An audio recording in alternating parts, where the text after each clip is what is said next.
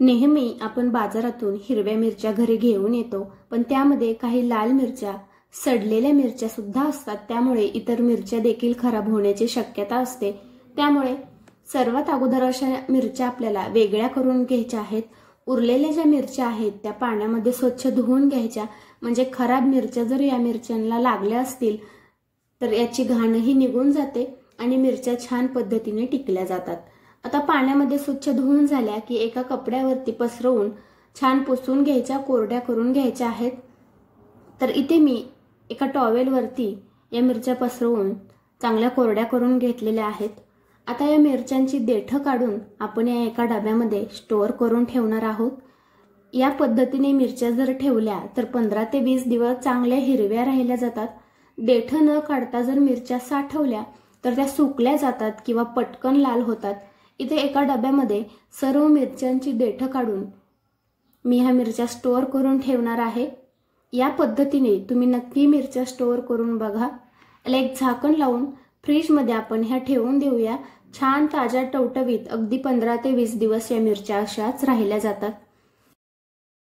आता बराच वेळा कोथिंबीर सुद्धा आपण बाजारातून घेऊन येतो, पण पावसाळ्याच्या दिवसामध्ये तर कोथिंबीर पटकन काळी पडली जाते, पिवळी पडली जाते, मधून अधून ती सडलेली सुद्धा असते।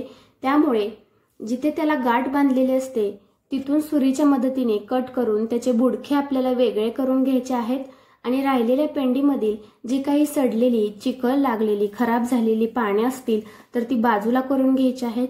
यामुळे पूर्ण कोथिंबीरीची पेंडी सुद्धा खराब होऊ शकते आणि आपण ती फ्रीजला ठेवली तरी सुद्धा 8 दिवसानंतर पटकन काळी पडते किंवा सडून जाते। कोथिंबीर जास्त दिवस टिकत नाही। त्यामुळे मी इथे सर्व ही पेंडी जी आहे त्यामधील खराब पाने बाजूला केलेली आहेत। आता यामधील अर्धी पेंडी मी अशी स्वच्छ निवडून सुक्या भाज्यांवरती टाकण्यासाठी ठेवणार आहे। त्यासाठी एक स्टीलचा डबा मी इथे घेतलेला आहे। त्यामध्ये आपल्याला कोणताही एक कागद टाकायचा आहे। कागद ठेवल्यानंतर यावरती अर्धी पेंडी मी ठेवणार आहे। या पद्धतीने कोथिंबीर आपण साठवून ठेवली तर नक्कीच ती 8 ते 10 दिवस चांगली ताजी टवटवीत हिरवीगार राहिली जाते। आता जी उरलेली अर्धी पेंडी आहे तिची आपण पेस्ट बनवून घेणार आहोत, म्हणजे पातळ भाज्यांसाठी अगदी छान उपयोगाला येते। त्यासाठी सर्वात अगोदर आपण ही कोथिंबीर कट करून घेऊया। एका मिक्सरच्या भांड्यामध्ये कट केलेली कोथिंबीर टाकून घ्यायची आहे।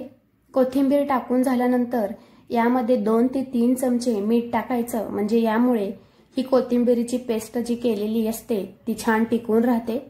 यानंतर यामध्ये 8 ते 10 लसूण पाकळ्या आणि 1 इंच आल्याचा तुकडा मी कट करून घेतलेला आहे, तो आपण यामध्ये टाकणार आहोत। मिक्सरला बारीक करून घेऊया आणि अशा एखाद्या डब्यामध्ये ही पेस्ट स्टोअर करून ठेवायची, म्हणजे जेव्हा आपण पातळ भाज्या बनवतो तेव्हा ही छान उपयोगात येते आणि यामुळे भाजीला चवही खूप छान येते। आता असा अर्धा चमचा या पेस्टचा घ्यायचा आणि रोजच्या भाजीमध्ये वापरून टाकायचा। ज्या पातळ भाज्या असतात त्यामध्ये ही पेस्ट जर आपण वापरली तर भाज्यांना खूप छान चव येते आणि कोथिंबीर सुद्धा आपली छान पद्धतीने टिकली जाते। आता तुम्ही माझ्या चॅनलवरती नवीन असाल तर प्लीज चॅनलला सबस्क्राइब करा आणि बेल आयकॉनवरती प्रेस करा। आपण बाजारातून घेऊन येतो आणि तसंच ठेवून जर दिलं तर ते थोड्या दिवसांनी सुकलं जातं। त्याला जी माती वगैरे चिकटलेली असते त्यामुळे ते खराब होण्याची शक्यता असते। त्यामुळे 5 मिनिटांसाठी अद्रक पाण्यामध्ये भिजवून घ्यायचं आणि नंतर हाताने चोळून त्याची माती, जी काही घाण लागलेली असेल ती काढून घ्यायची। पाण्यामध्ये बघा तुम्ही किती माती, याची सालं सुद्धा निघलेली आहेत। तर या पद्धतीने आलं स्वच्छ करून घेतल्यानंतर एका कपड्याने हे पुसून घ्यायचं आहे। पुसून घेतल्यानंतर एका कोणत्याही डब्यामध्ये तुम्ही हे स्टोअर करून ठेवू शकता।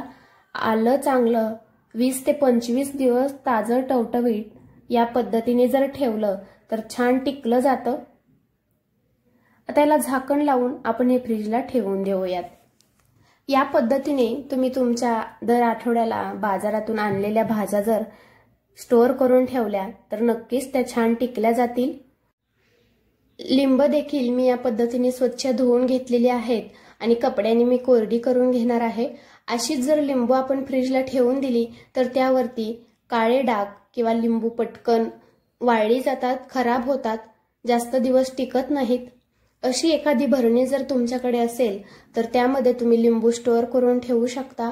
अगदी महिनाभर ताजी टवटवीत लिंबू टिकली जातात. कुठेही यावरती डाग पडत नाही, खराब होत नाहीत किंवा तांबडी सुद्धा होत नाहीत. एक झाकण लावून ही मी फ्रीजला ठेवून देत आहे. आता लसूण सुद्धा बऱ्याच वेळा विकत आणल्यानंतर त्यामध्ये अशा काही कुड्या सेपरेट झालेल्या असतात आणि मग त्या पटकन वाळून जातात किंवा सुकून तरी जातात. लसूण मेलेला निघतो, त्या पद्धतीने ह्या बनल्या जातात. तर अशा जर आपण सोलून स्टोअर करून ठेवल्या तर चांगल्या 8 ते 10 दिवस आपल्या कामी येतात. सकाळच्या घाईमध्ये जर आपल्याला भाज्या बनवताना लसूण लागत असेल तर पटकन कामी येतो, वेळही वाचला जातो. आता सर्व कुड्या मी सोलून घेतलेल्या आहेत. माझ्याकडे एक रिकामी झालेली काचेची कॉफीची बॉटल आहे. त्या बॉटलमध्ये मी या कुड्या स्टोअर करून ठेवणार आहे, म्हणजे त्या सुद्धा छान टिकल्या जातात. अगदी ताजा टवटवीत लसूण राहिला जातो आणि मग जेव्हा आपल्याला लागतो तेव्हा तो आपल्याला घेता येतो. झाकण लावून ही सुद्धा भरणी मी अशीच ठेवून देणार आहे.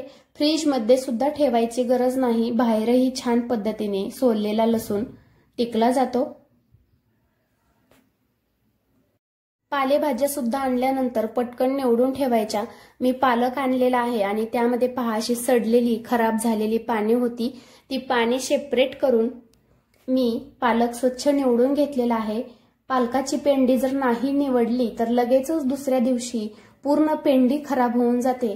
त्यामुळे पालक आणला की पटकन स्वच्छ निवडायचा, त्यामधील सडलेली खराब झालेली पाने बाजूला काढून टाकायची आणि एखाद्या स्टीलच्या डब्यामध्ये हा स्टोअर करून ठेवायचा आणि शक्यतो जमेल तेवढ्या पालेभाज्या पटकन बनवून टाकायच्या, म्हणजे खराब होत नाहीत. टोमॅटो सुद्धा मी स्वच्छ धुवून चांगली कोरडी करून घेतलेली आहेत. अशी जी अर्धवट पिकलेली टोमॅटो असतात ही फ्रीजमध्ये ठेवली की ती नीट पिकत नाहीत. त्यामुळे टोमॅटो फ्रीजमध्ये न ठेवता बाहेरच चांगली पिकवून घ्यायची आहेत आणि जी जास्त पिकलेली टोमॅटो असतात तीच फक्त आपल्याला फ्रीजमध्ये स्टोअर करून ठेवायची आहेत. या पद्धतीने फळभाज्या किंवा पालेभाज्या तुम्ही नक्की स्टोअर करून बघा.